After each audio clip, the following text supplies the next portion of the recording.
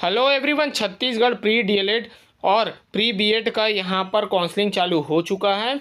तो हम इस वीडियो में बताएंगे कि कैसे आप अपना काउंसलिंग करेंगे और साथ ही यहाँ पर आपका जो प्रवेश नियम है उसकी पूरी जानकारी हम यहाँ पर आपको बताने वाले हैं। तो आपको एडमिशन कैसे लेना है और क्या क्या यहाँ पर प्रोसेस होने वाली है। अगर मान लीजिए यहाँ पर आपके मार्क्स कम आते हैं तो यहाँ पर आप सेकंड काउंसलिंग के लिए कैसे अप्लाई करेंगे। अगर पहले लिस्ट में अगर आपका कॉलेज नहीं मिलता है तो आपको सेकंड लिस्ट में क्या करना होगा, देंगे पूरी जानकारी इस वीडियो में। तो इस वीडियो को एंड तक ज़रूर देखें। चलिए तो हम आ जाते हैं उनके वेबसाइट पे। इसका जो लिंक है मैं डिस्क्रिप्शन बॉक्स में प्रोवाइड करा दूंगा।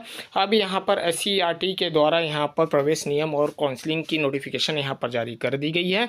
तो सिंपली यहाँ पर आपको नीचे आना होगा। जैसे ही आप यहाँ पर नीचे आएंगे, अब यहाँ पर लेफ्ट साइड में देख सकते हैं बीएड डीएलएड काउंसलिंग ऑनलाइन है। तो यहाँ पर सिंपली आपको क्लिक करना है। जैसे आप यहाँ पर क्लिक करेंगे तो यहाँ देख सकते हैं कि बीएड डीएलएड के साथ यहाँ पर BSc के लिए भी नोटिफिकेशन यहाँ पर जारी कर दिया गया है।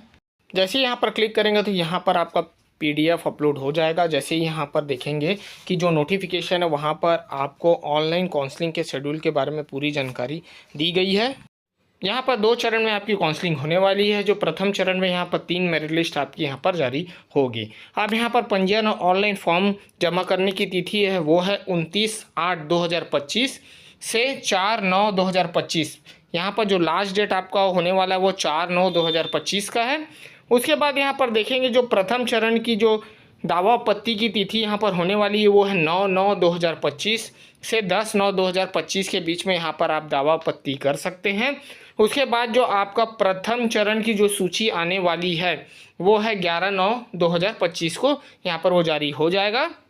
उसके बाद यहाँ पर जो आपका कॉलेज आपको अलॉट होगा उसमें अगर आपको एडमिशन लेना है तो उसकी तिथि यहाँ पर दी गई है 11/9/2025 से 15/9/2025 के बीच में यहाँ पर आपको एडमिशन लेना होगा। उसके बाद जो सीट खाली बच जाएगी उसकी जानकारी आपको दी जाएगी 16/9/2025 को।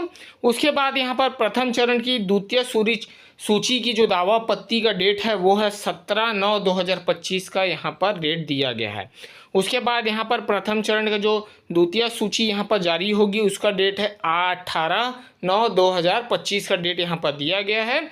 उसके बाद मान लीजिए आपका वहाँ पर कॉलेज अलॉट होता है तो आपको 18/9/2025 से 22/9/2025 के बीच में यहाँ पर आपको एडमिशन लेना होगा। और जो उसके बाद खाली सीट बच जाती है वो 23/9/2025 को आपको जानकारी दे दी जाएगी। साथ ही यहाँ पर प्रथम चरण की तीसरी सूची दावा आपत्ति के लिए जो डेट दिया गया है वो 24/9/2025 का डेट दिया गया है।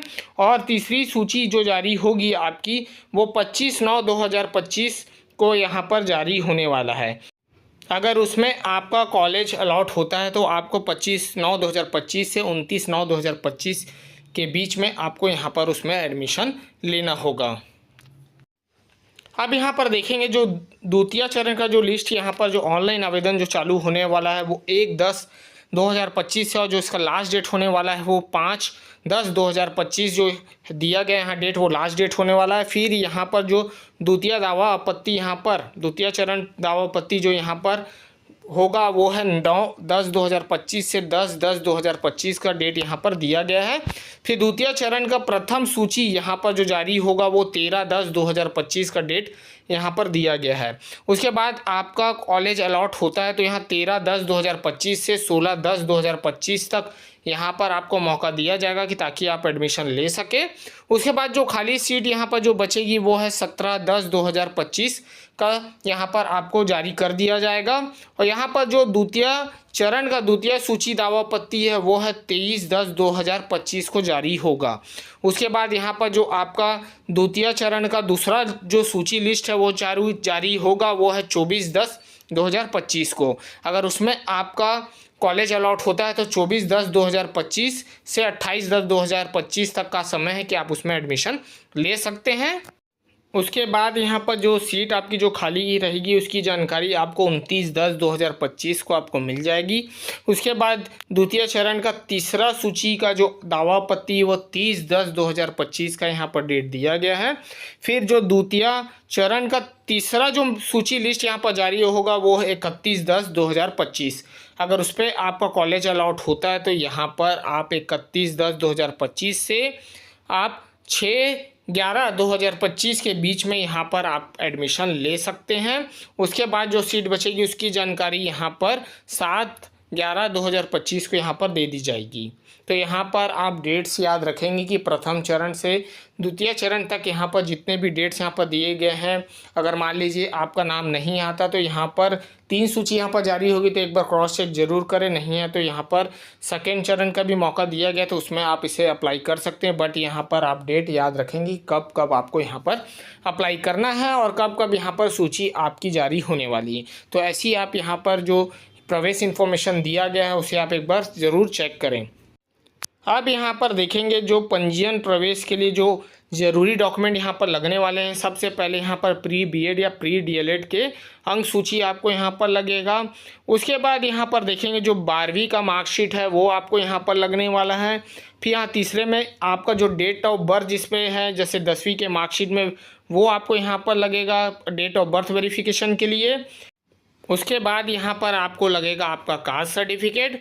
उसके बाद लास्ट में यहाँ पर बोला जा रहा है कि यहाँ पर आपको लगने वाला आपका स्थानीय निवास सर्टिफिकेट यहाँ पर आपको लगेगा। तो यहाँ पर जो डॉक्यूमेंट इंपॉर्टेंट डॉक्यूमेंट है यहाँ पर वो बताया गया, उसे आप एक बार क्रॉस चेक ज़रूर कर लें। अब यहाँ पर ऑनलाइन आप कैसे इसके लिए अप्लाई करेंगे, तो इसके स्टेप बाय स्टेप यहाँ पर डिटेल्स दिए गए हैं। जैसे यहाँ पहला स्टेप यहाँ पर बताया गया है कि आप कैसे इसके लिए अप्लाई करेंगे और वेबसाइट क्या होने वाला है। फिर सेकंड स्टेप में यहाँ पर आप पासवर्ड वगैरह कैसे करेंगे, लॉगिन कैसे करेंगे।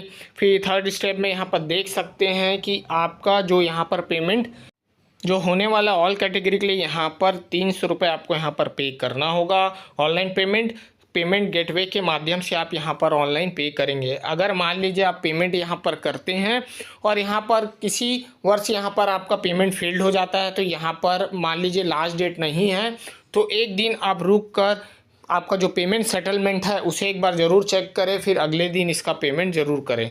तो यहाँ पर बता दिया गया है अगर आपका पेमेंट यहाँ पर फंसता है, तो अगर लास्ट डेट नहीं है तो आप एक दिन यहाँ पर वेट करेंगे सेटलमेंट होने के लिए। तो यहाँ पर वो डिटेल्स दिए गए हैं, तो एक बार इसे आप ज़रूर पढ़ लें। अब यहाँ पर देखेंगे कि जैसे आपको फिलअप मॉडिफाई या चॉइस टैप करना है, तो यहाँ पर आप उसे कर सकते हैं। तो यहाँ पर आप लॉक करने से पहले आप उसे चेंज कर सकते हैं, हटा सकते हैं, या सीरियल वाइज आप इसे जमा भी सकते हैं। जैसे ही आपका रजिस्ट्रेशन चालू हो जाएगा तो आपको वीडियो के माध्यम से बता दिया जाएगा। उस वीडियो को देखकर आप घर बैठे आसानी से अपना फॉर्म फिल कर सकते हैं। काउंसलिंग फॉर्म भरने के बाद अगर आपको कॉलेज अलॉट होता है, अगर कॉलेज में आपका नाम आता है, तो आपको सभी डॉक्यूमेंट ले जाकर जिस कॉलेज में आपका नाम आया है वहाँ आपको सबमिट करना होगा। और यहाँ पर जो डॉक्यूमेंट वेरिफिकेशन है वो आपका एडमिशन के टाइम में होगा। आपको सिंपली वहाँ पर फ़ी पे करने के बाद आपको एडमिशन लेना होगा। अगर आपको कॉलेज अलॉट होता है तो आपको एसएमएस के थ्रू आपको उसके डिटेल्स मिल जाएंगे।